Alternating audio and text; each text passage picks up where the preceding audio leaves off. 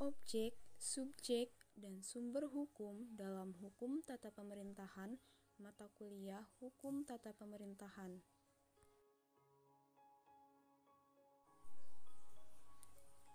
Objek Hukum Tata Pemerintahan. Menurut Farid Ali SH, objek hukum tata pemerintahan atau HTP terbagi ke dalam dua macam pengertian, yaitu HTP heterogen dan HTP otonom. Hukum tata pemerintahan heterogen merupakan keseluruhan aturan yang dibentuk oleh organisasi pemerintahan negara hingga organisasi pemerintahan daerah melalui proses dan teknik tertentu. Isi dalam hukum tata pemerintahan heterogen yaitu semua aturan hukum yang mengatur tentang organisasi pemerintahan negara yang meliputi organisasi pemerintahan pusat, organisasi pemerintahan daerah, organisasi pemerintahan kecamatan, dan organisasi pemerintahan kelurahan, serta organisasi pemerintahan desa. Contoh hukum tata pemerintahan heterogen yaitu Undang-Undang Nomor 23 Tahun 2014 tentang Pemerintahan Daerah. Hukum tata pemerintahan otonom merupakan keseluruhan aturan hukum yang dibuat oleh pejabat pemerintahan negara yang berwenang dan dilakukan oleh mereka yang digolongkan sebagai para subjek atau pelaku hukum tata pemerintahan melalui syarat-syarat yuridis. Isi dalam hukum tata pemerintahan otonom yaitu semua aturan hukum yang dibuat oleh pemerintah yang sifatnya istimewa, baik aturan yang sifatnya sepihak maupun aturan yang bersifat dua pihak, sehingga hukum tata pemerintahan otonom diciptakan oleh aparatur pemerintah dalam rangka pelaksanaan tugas, seperti peraturan presiden, peraturan menteri, peraturan gubernur, peraturan bupati atau wali kota. Contoh hukum tata pemerintahan otonom yaitu Pergub Jawa Barat Nomor 59 Tahun 2016 tentang tugas pokok, fungsi, dan rincian tugas unit dan tata kerja Dinas Perhubungan Provinsi Jawa Barat.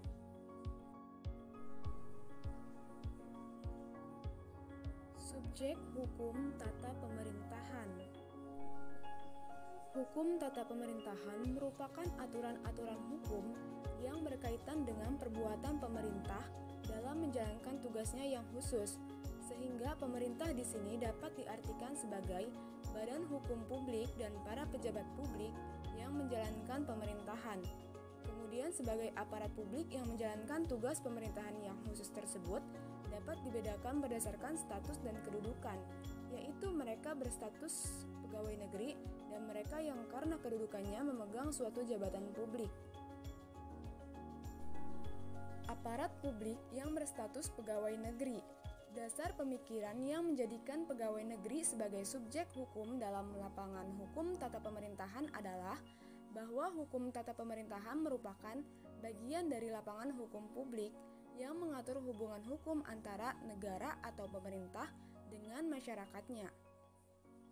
Pemerintah sendiri terdiri atas warga negara yang diangkat setelah memenuhi syarat-syarat oleh pejabat yang berwenang dan digaji sesuai dengan peraturan perundang-undangan, sehingga mereka harus menjalankan kewajibannya untuk melaksanakan tugas pemerintahan sesuai dengan yang ditetapkan dalam aturan perundangan yang berlaku. Aparat publik yang kedudukannya sebagai pemegang jabatan pemerintahan. Jabatan yang dimaksud adalah jabatan dalam lingkup pemerintahan, yaitu suatu kedudukan yang menunjukkan tugas, tanggung jawab, wewenang, dan hak seorang pegawai negeri dalam suatu susunan organisasi pemerintahan. Yang termasuk ke dalam jabatan negeri adalah semua jabatan negeri yang non-politis, dan jabatan ini hanya dapat diserahkan kepada seseorang yang mempunyai status pegawai negeri. Sebagaimana dalam pegawai negeri, dalam kedudukan juga terdapat hak atau kewenangan dan kewajiban. Contoh subjek dalam hukum tata pemerintahan. Pegawai negeri yang bekerja di dinas publik, yang mana dinas publik adalah bagian organisasi pemerintahan yang secara khusus mengerjakan suatu tugas fungsional yang sifatnya homogen dalam rangka menyelenggarakan kepentingan umum. Sebagai penyelenggara kepentingan umum, maka organisasi ini mempunyai hak untuk bertindak atas nama negara dan Kewajiban yang muncul adalah kewajiban menyelenggarakan tugas-tugas kenegaraan secara fungsional yang telah ditetapkan menurut peraturan perundangan. Sumber hukum pada hukum tata pemerintahan. Sumber hukum pada hukum tata pemerintahan merupakan sumber-sumber hukum dalam pengertian di mana isi dan bentuk aturan hukum itu berlaku dan ditaati secara umum. Berdasarkan gagasan tersebut, maka sumber hukum dalam hukum tata pemerintahan terbagi ke dalam dua sumber, yaitu sumber hukum material dan sumber hukum formil. Sumber hukum material merupakan faktor-faktor masyarakat yang mempengaruhi pembentukan hukum atau faktor-faktor yang mempengaruhi materi dari aturan-aturan hukum atau juga tempat dari mana materi hukum itu diambil. Sumber hukum ini terbagi menjadi 3 jenis, yaitu sumber hukum historis, sumber hukum sosiologis, dan sumber hukum filosofis. Pertama, sumber hukum historis terdiri atas undang-undang dan sistem hukum tertulis yang berlaku pada masa lampau di suatu tempat, serta dokumen-dokumen, surat-surat, dan keterangan lain dari masa lampau sebagai pendukung atau sebagai pengenalan pada hukum yang berlaku pada masa lampau. Kedua, sumber hukum sosiologis. Sumber hukum sosiologis lebih menyoroti pada kenyataan-kenyataan yang ada dalam masyarakat, atau sumber hukum sosiologis adalah faktor-faktor dalam masyarakat yang antara lain meliputi pandangan ekonomis, agamis, dan psikologis. Ketiga, sumber hukum filosofis. Terdapat faktor penting yang dapat menjadi sumber hukum secara filosofis. Pertama, karena hukum dimaksudkan untuk menciptakan keadilan, maka hal-hal yang secara filosofis dapat dianggap adil dijadikan pula sebagai sumber hukum material. Kedua, karena hukum diciptakan untuk ditaati, sehingga seluruh faktor yang mendorong ketaatan pada hukum harus diperhatikan dalam pembuatan aturan hukum positif. Di antaranya adalah faktor kekuasaan penguasa dan kesadaran hukum masyarakat. Sumber hukum formil yaitu seluruh aturan hukum yang sudah dibentuk melalui proses-proses tertentu, sehingga sumber hukum tersebut menjadi berlaku umum dan ditaati berlakunya oleh umum.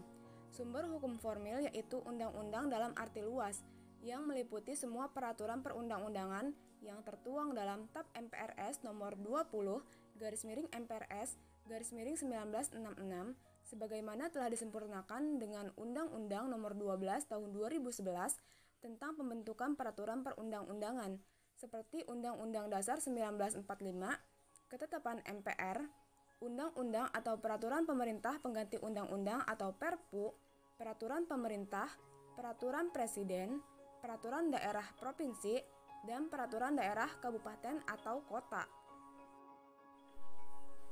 Praktik sumber hukum pada hukum tata pemerintahan. Pertama, praktek administrasi negara. Praktek administrasi negara sebagai sumber hukum formil dalam lapangan hukum tata pemerintahan terdiri atas keputusan-keputusan yang dibentuk dan dipertahankan oleh para pejabat negara dalam praktek atau penyelenggaraan pemerintahan. Kedua, jurisprudensi.